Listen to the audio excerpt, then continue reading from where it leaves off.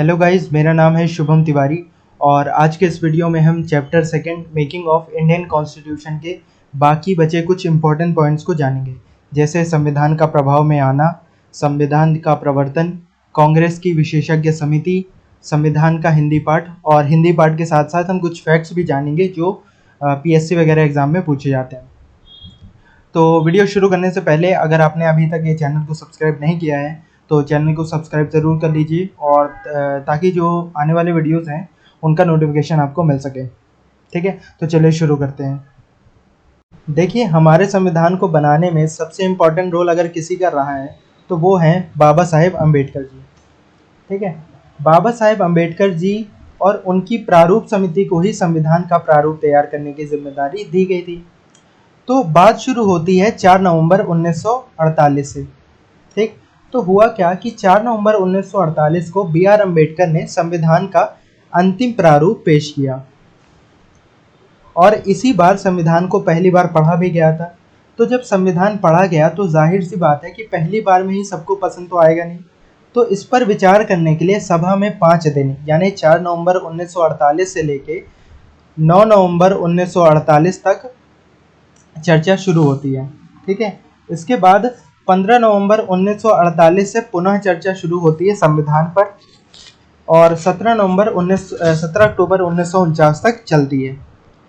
इस बार जो संविधान पर चर्चा हो रही थी वो खंडवार तरीके से हो रही थी, यानी जो संविधान है उसको पार्ट्स में डिवाइड कर लिया गया था और उसी के आधार पर चर्चा की जा रही थी कि इसका मॉडिफिकेशन कैसे किया जाए। तो देखिए, ये जो अवधि थी लगभग 1 साल की, इसमें 7,653 संविधान संशोधन के प्रस्ताव आए थे। ठीक है, जिसमें वास्तव में कितने एक्सेप्ट किए गए तो वो 2,453 पर ही चर्चा हुई। ठीक है, क्योंकि उनको जो लगा कि हाँ, जो वैलिड पॉइंट्स हैं जिस पर चर्चा ज़रूरी है केवल उन्हीं पॉइंट्स को सेलेक्ट किया गया। तो यहाँ तक रही बात। इसके बाद क्या होता है कि 14 नवंबर 1949 से फिर से विचार किया जाता है और इसी चर्चा में डॉक्टर बी आर अम्बेडकर ने एक प्रस्ताव पेश किया। ठीक है, वो प्रस्ताव क्या था? तो उस प्रस्ताव का नाम था the constitution as settled by the assembly, the constitution as settled by the assembly be passed, यानी संविधान सभा द्वारा जो संविधान बनाया गया है उसे पास किया जाए। तो अंततः इस प्रस्ताव को मंजूरी मिल जाती है और 26 नवंबर 1949 को ये पारित घोषित कर दिया जाता है और इस पर अध्यक्ष और बाकी के जो मेंबर्स थे उनके साइन लिए जाते हैं। ठीक है, देखिए, हमने पिछले वीडियोस में देखा था कि कैबिनेट मिशन द्वारा 389 मेंबर्स बोले गए थे। ठीक है, 389 मेंबर्स बोले गए थे, लेकिन जब पाकिस्तान भारत से अलग हो गया तो इसमें से 90 सीट्स पाकिस्तान में चली गई। तो अब कितनी बची थी? तो अब 299 सीट बची थी। ठीक, तो 299 में से उस वक्त असेंबली में केवल 284 मेंबर्स ही उपस्थित थे। तो इन्हीं 284 मेंबर्स ने जो संविधान में प्रेजेंट थे, संविधान सभा में प्रेजेंट थे, उन्होंने संविधान पर साइन किए थे। याद रखिएगा, 284 मेंबर्स ने। देखिए, हमारी प्रस्तावना जो है वो 26 नवंबर 1949 का उसमें जिक्र है। ठीक है, इसी दिन यानी 26 नवंबर 1949 को ही हमारे संविधान को भारत के लोगों ने अपनाया था और संविधान को लागू किया था और स्वयं को संविधान सौंपा भी था। अगर बात करें संविधान में क्या क्या चीज़ें थी तो इसमें 395 आर्टिकल्स थे, 8 अनुसूचियाँ थी और एक प्रस्तावना थी। अगर प्रस्तावना की बात करें तो हमारे संविधान की जो प्रस्तावना है वो संविधान लागू होने के बाद अपनाई गई थी। ये जो पॉइंट है वो बहुत इंपॉर्टेंट है, तो इसको याद जरूर रखिएगा।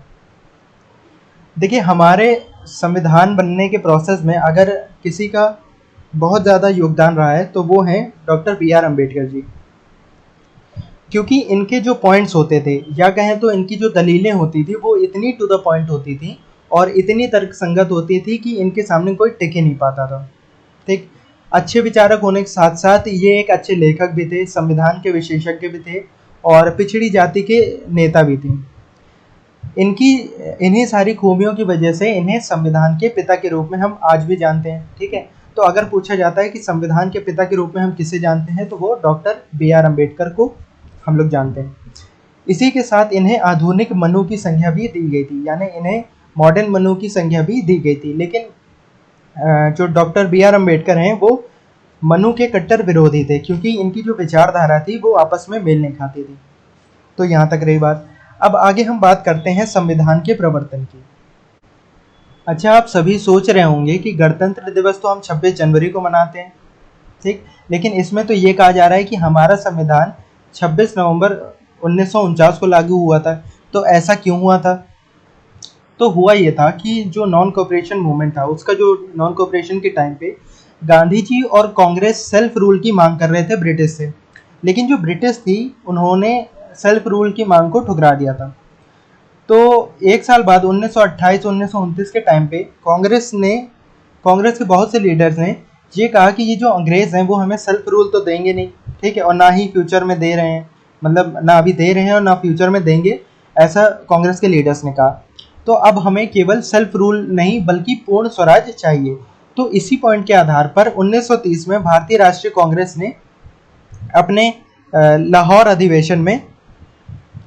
अधिवेशन में जो 1930 में हुआ था, उसके आधार पर 1930 में पूर्ण स्वराज दिवस मनाया, ठीक है। और ये पूर्ण स्वराज दिवस कब मनाया गया था? तो ये 26 जनवरी के दिन मनाया गया था।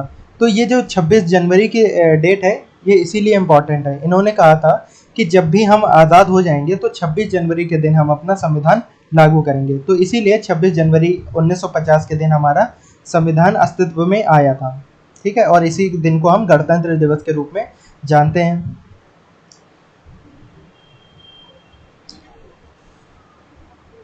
अब बात समझने वाली ये है कि हमारा जो संविधान था, ठीक है, वो 26 नवंबर 1949 को लागू हुआ, 26 नवंबर 1949 को बन गया, ठीक। तो और लागू कब हुआ? तो वो 26 जनवरी 1950 को हुआ। तो अब एक बात समझने वाली ये है कि 26 नवंबर से लेके 26 जनवरी तक जो गैप है, उसमें अगर कोई चीज़ हो जाती है तो उसका कानून कैसे चलाया जाएगा? तो देखिए, जब 26 जनवरी 1949 की जो डेट है, जिस दिन हमारा संविधान बना, ठीक है, उसी दिन से कुछ जो कानून थे वो स्वतः ही लागू हो गए थे, ठीक है। और कौन कौन से कानून लागू हुए थे? तो जैसे नागरिकता का टॉपिक है, ठीक है, नागरिकता से रिलेटेड जो कानून है वो लागू हो गए थे, ठीक है, चुनाव से रिलेटेड लागू हो गए थे, संसद से रिलेटेड, और बहुत से ऐसे छोटे छोटे और भी प्रावधान थे जो 26 नवंबर 1949 से ही अस्तित्व में आ गए थे। तो इसमें आपको सिर्फ 2 डेट याद रखनी, एक तो 26 नवंबर 1949 और एक 26 जनवरी 1950। और देखिए, इसी के साथ भारतीय स्वतंत्रता अधिनियम, ठीक है, जैसे ही हमारा जो संविधान लागू हो जाता है, उसी के साथ जो पुराने भारतीय स्वतंत्रता अधिनियम 1947 हो गया और भारत शासन अधिनियम 1935 हो गया, ठीक है, तो ये समाप्त कर दिए जाते हैं। हालांकि देखिए, ये पूर्ण रूप से समाप्त नहीं किए गए थे, क्योंकि हम सब जानते हैं कि हमारे संविधान में भारत शासन अधिनियम 1935 का कितना बड़ा रोल रहा है। तो यहाँ तक रही बात। आई होप आपको यहाँ तक सारी चीज़ें समझ में आ गई होंगी। अब बात करते हैं हम विशेषज्ञ समिति की, यानी कांग्रेस की जो विशेषज्ञ समिति थी, हम उसकी बात करते हैं। तो भाई, ये एक्सपर्ट समिति है क्या? एक्सपर्ट कमेटी जो है वो है क्या?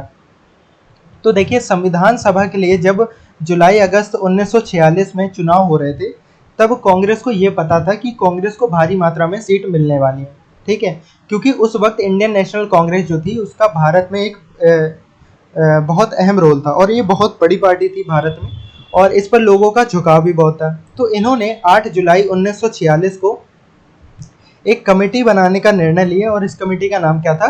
विशेषज्ञ समिति रखा गया, ठीक है। इस कमेटी का काम क्या था? तो इसका काम था कि जो संविधान सभा है वो किस प्रकार फंक्शन करेगी, इसके क्या मसौदे होंगे, और ये सब काम एक्सपर्ट कमेटी को ही करने थे। बात करें अगर इसके सदस्यों की, तो इसके देखिए अध्यक्ष जो थे वो पंडित जवाहरलाल नेहरू थे, ठीक है। और पंडित जवाहरलाल नेहरू के अलावा अगर बात करें तो इसमें एम आशफ अली, के एम मुंशी, एन गोपालस्वामी आयंगर, के टी सेठ, डी आर गाडगिल, हुमायूं कबीर, के संथानम और कृष्ण कृपलानी जैसे लोग दिग्गज नेता इसमें शामिल थे, ठीक है। ये आप लक्ष्मीकांत की बुक में आप डायरेक्ट देख सकते हैं, और अगर इसका आपके पास बुक नहीं है तो मैं अपने टेलीग्राम चैनल पर प्रोवाइड करा दूंगा। ठीक है, देखिए कांग्रेस इतनी फास्ट थी कि रिजल्ट आने से पहले ही इन्होंने न केवल कमेटी बना ली बल्कि इसकी 2 बार मीटिंग भी कर ली थी। ठीक है, पहली मीटिंग कब हुई? तो पहली बैठक होती है 20 से 22 जुलाई 1946 को। ठीक है, और ये कहाँ हुई थी? तो ये दिल्ली में हुई थी। दूसरी की बात करें तो दूसरी बैठक हुई थी 15 से 17 अगस्त मुंबई में। ठीक है, और इसी में एक संकल्प पत्र पेश कर दिया गया था। संकल्प पत्र पेश करने के बाद देखिए इन दोनों मीटिंग में एक्सपर्ट कमेटी ने ये डिसाइड कर लिया था कि ये जो संविधान सभा होगी वो किस प्रकार काम करेगी और उसमें कौन कौन सी प्रक्रिया अपनाई जाएगी। ठीक है, हर काम को एक्सपर्ट कमेटी तो कर नहीं सकती थी, तो सभा द्वारा, जो संविधान सभा द्वारा विभिन्न समितियों का गठन भी किया जाएगा, ऐसा इस एक्सपर्ट कमेटी ने डिसाइड किया। ये सब एक्सपर्ट कमेटी ने अपनी 2 मीटिंग में डिसाइड कर लिया और एक संकल्प पत्र तैयार कर लिया था। ठीक, अब यही संकल्प पत्र उसने अपना काम बखूबी किया था। ठीक है, इस एक्सपर्ट कमेटी के द्वारा जो काम किए जा रहे थे तो इसने अपना काम बखूबी किया था, और उनको लगता था कि जैसे ही इलेक्शन खत्म होते हैं तो तुरंत आगे का काम शुरू हो जाए। उनको पता था कि उनकी जीत होनी तय है। ठीक है, तो आगे का काम करने के लिए देरी ना हो, इसलिए इन्होंने पहले से ही एक एक्सपर्ट कमेटी बना ली, और ये बहुत अच्छा काम किया था इन्होंने। देखिए कमेटी की इसी तत्परता को देखते हुए ब्रिटिश संविधानविदों ने कहा था कि यह कांग्रेस की एक्सपर्ट कमेटी ही थी जिसने वर्तमान संविधान की उपलब्धि तक भारत को पहुंचाया था। ठीक है, और ये कहा किसने था? तो ये कहा था ग्रैनविल ऑस्टिन ने। ठीक है, याद रखिएगा ग्रैनविल ऑस्टिन ने कहा था कि ये कांग्रेस की एक्सपर्ट कमेटी ही थी, यानी कांग्रेस की विशेषज्ञ समिति ही थी जिसने वर्तमान संविधान की उपलब्धि तक भारत को पहुंचाया था। आपको याद होगा कि पिछले वीडियोस में एक ऑब्जेक्टिव रेजोल्यूशन पास किया था जवाहरलाल नेहरू ने। ठीक है, तो वो जो रेजोल्यूशन बना था उसकी शुरुआत कहाँ से हुई थी? तो वो इसी कमेटी के आधार पर ही शुरू हुई थी। तो देखिए आई होप आपको यहाँ तक सारी चीज़ें समझ आ गई होंगी। कोई भी पॉइंट जो आपको क्लियर ना हुआ हो तो वो आप मुझे कमेंट करके बता सकते हैं। साथ ही अगर आपने इस चैनल को सब्सक्राइब नहीं किया तो चैनल को सब्सक्राइब भी ज़रूर कर लिया गया। आगे बात करें हम संविधान सभा की आलोचना की। ठीक है, तो देखिए संविधान सभा जो थी इसके कई आलोचक थे। ठीक है, आलोचक मतलब क्रिटिक्स। ठीक, तो उन्होंने ये कई सारे उसमें पॉइंट्स निकाले कि इस वजह से ये जो संविधान सभा थी उसमें गड़बड़ी थी। ठीक है, जान लेते हैं उन पॉइंट्स को भी। तो सबसे पहले जो पॉइंट था उसमें कहा गया कि यह एक प्रतिनिधि निकाय नहीं थी। ठीक है, क्रिटिक्स जो थे उनकी दलील थी कि जो संविधान सभा है वो प्रतिनिधि सभा नहीं थी, क्योंकि इसके जो सदस्य थे उनका चुनाव भारत के लोगों द्वारा वयस्क मताधिकार के आधार पर नहीं हुआ था। ठीक है, देखिए हमने पुराने वीडियोस में, इतने सारे वीडियोस में हमने जान लिया है। ठीक है, कि जो संविधान सभा बनी थी वो पार्शली चुनी गई थी। ठीक है, पार्शली चुनाव हुआ था उसका, और जो रियासतें थी उन्होंने अपना मेंबर खुद ही भेजा था। तो ये वयस्क मताधिकार के आधार पर तो हुई नहीं थी। तो यही इन्होंने क्रिटिक्स ने कहा था। सेकेंड पॉइंट की बात करें तो इसमें कहा गया कि इसमें संप्रभुता का अभाव था। यानी आलोचकों का कहना था कि जो संविधान सभा है एक संप्रभु निकाय नहीं थी, क्योंकि इसका निर्माण ब्रिटिश सरकार के प्रस्तावों के आधार पर हुआ था। अब ये ब्रिटिश सरकार के प्रस्तावों के आधार पर कैसे हुआ था? तो देखिए कैबिनेट मिशन जो आया था, जाहिर सी बात है वो ब्रिटिश से ही लाए थे, तो यही इसमें कहा गया है। और ये भी इसमें कहा जाता है कि जो संविधान सभा थी अपनी बैठकों से पहले ब्रिटिश सरकार से इजाज़त लेती थी। तो ये सब क्रिटिक्स के पॉइंट्स थे जिनकी वजह से वो संविधान सभा को पसंद नहीं करते थे। थर्ड पॉइंट की बात करें तो क्रिटिक्स ने कहा कि संविधान सभा ने इसके जो संविधान है इसके निर्माण में कहीं ज़्यादा समय ले लिया था, यानी बहुत समय ले लिया था इसको संविधान बनाने के लिए। उन्होंने एक दलील दी। ठीक है, उन्होंने एक एग्जाम्पल दिया कि जो अमेरिका का संविधान है, ठीक है, अमेरिका के संविधान निर्माताओं ने मात्र 4 महीने में ये काम पूरा कर लिया था। ठीक है, देखिए अमेरिका और इंडिया का कंपैरिजन हम नहीं कर सकते, क्योंकि अमेरिका में केवल अगर बात करें धर्म के हिसाब से, ठीक है, तो धर्म केवल एक ही धर्म है वहाँ पर। ठीक है, जो वहाँ पर अमेरिका में क्रिश्चियनिटी को ही ज़्यादा बिलीव करते हैं। और भारत की बात करें तो भारत में इतने सारे धर्म हैं। ठीक है, बौद्ध हैं, सिख हैं, जैन हैं, हिंदू हैं, मुस्लिम हैं, ईसाई हैं। तो उन सबकी जो इच्छाएं हैं उनको रखने के लिए और उनके जो पॉइंट्स हैं उनको क्लियर करने के लिए, ठीक है, उन पर कोई भी अत्याचार ना हो सके, तो उस पर विचार करने में लगता है समय, ठीक है। तो यही जो समय लगा था, लेकिन क्रिटिक्स ने कहा कि ये समय की बर्बादी है, तो ऐसा तो है नहीं, ठीक है। फोर्थ पॉइंट की बात करें तो इसमें कहा गया कि कांग्रेस का प्रभुत्व था, ठीक है। देखिए अभी हमने जाना था कि कांग्रेस जो थी उसका बहुत ज़्यादा प्रभुत्व रहा ही था, ठीक है, क्योंकि जो कांग्रेस थी एकमात्र ऐसी पार्टी थी जो जिसका लोगों पर विश्वास बहुत था, लोगों पर कांग्रेस को बहुत विश्वास था, और इसी के आधार पर कांग्रेस को भी पता था कि जो हमारे संविधान सभा होगी उसमें हम ज़रूर आएंगे, ठीक है। अगर मेंबर्स की बात करें तो संविधान सभा जो बनी थी उसमें कांग्रेस के 208 मेंबर्स थे, मुस्लिम लीग के 73 मेंबर्स थे, और कृषक प्रजा पार्टी और बाकी जो छोटी छोटी पार्टी हैं, सिख नॉन कांग्रेस, ये सब इनके छोटे छोटे एक एक मेंबर्स थे। तो कांग्रेस की अगर मेनली बात करें तो उसमें कितने मेंबर्स, 208 मेंबर्स थे। तो अगर ये बोलें कि कांग्रेस का प्रभुत्व था तो हाँ था तो ज़रूरी, ठीक है। ग्रैनविल ऑस्टिन जो ब्रिटेन के एक संविधान विशेषज्ञ हैं, उन्होंने एक टिप्पणी भी की थी कि जो संविधान सभा है वो एक दलीय देश का एक दलीय निकाय था। कहा था कि सात सभा ही कांग्रेस है और कांग्रेस ही भारत है। तो अगर ये पूछा जाता है कि ये कोट किसका है, तो ये आप बता सकते हैं कि ये ग्रैनविल ऑस्टिन ने कहा था। फिफ्थ पॉइंट की बात करें तो इसमें कहा गया कि वकीलों और राजनीतिज्ञों का प्रभुत्व था संविधान सभा में। देखिए संविधान सभा में वकीलों और नेताओं का बोलबाला था, ऐसा इन्होंने ये कहा था। जो क्रिटिक्स थे उन्होंने कहा कि संविधान सभा में केवल वकील ही भरे हुए हैं। उन्होंने कहा कि जो समाज के अन्य वर्ग हैं उनको पर्याप्त प्रतिनिधित्व नहीं मिला था। उनके अनुसार जो संविधान के आकार और उसकी जो जटिल भाषा है उसके पीछे मुख्य कारण यही था। देखिए जटिल भाषा तो है ही है, ठीक है, तो ये एक इफेक्ट तो था ही वकीलों के होने का। तो ये बात क्रिटिक्स ने भी कही थी। 6 पॉइंट की बात करें तो इसमें कहा गया कि हिंदुओं का प्रभुत्व था, ठीक है। कुछ आलोचकों के अनुसार संविधान में हिंदुओं का ही वर्चस्व था, ठीक है। और अगर विदेशियों की बात करें तो लॉर्ड विस्काउंट थे, उन्होंने ये कहा कि ये हिंदुओं का ही निकाय है, जो संविधान सभा है वो हिंदुओं का ही निकाय है। और इसी के साथ विंस्टन चर्चिल थे, उन्होंने भी यह कहा कि संविधान सभा है वो भारत में केवल एक बड़े समुदाय का प्रतिनिधित्व करती है, ठीक है। अब देखिए अगर ये बोलें कि हिंदुओं का ही प्रभुत्व था तो ये तो बिल्कुल गलत था, ठीक है, क्योंकि देखिए संविधान सभा जो 1946 में बनी थी उसमें अगर हिंदुओं की बात करें तो 163 हिंदू थे, मुस्लिम 80 थे, अनुसूचित जाति के लोग 31 थे, भारतीय ईसाई कितने थे, 6 थे, पिछड़ी जनजातियां कितनी थी, 6 थी, सिख की बात करें तो 4 थे, एंग्लो इंडियन 3 थे, पारसी 3 थे। तो आप खुद ही देखिए कि इसमें हिंदुओं का प्रभुत्व केवल तो दिख नहीं रहा है, इसमें मुस्लिम भी हैं, जैन भी हैं, पारसी भी हैं, एंग्लो इंडियंस भी हैं। तो ये कहना कि केवल हिंदुओं का प्रभुत्व है ये गलत है, ठीक है। अब बात करते हैं हम आवश्यक तथ्यों की। देखिए ये जो आवश्यक तथ्य वाला पॉइंट है ये केवल वन लाइनर ही है, आप इनको सीधे बुक से भी समझ सकते हैं, लेकिन मैं आपको बता देता हूँ, और या तो आप चाहें तो इसको स्क्रीनशॉट ले लीजिए, ठीक है। चलिए मैं आपको समझा ही देता हूँ। इसमें क्या कहा गया, जो संविधान सभा थी उसने हाथी के प्रतीक को मोहर के रूप में अपनाया था।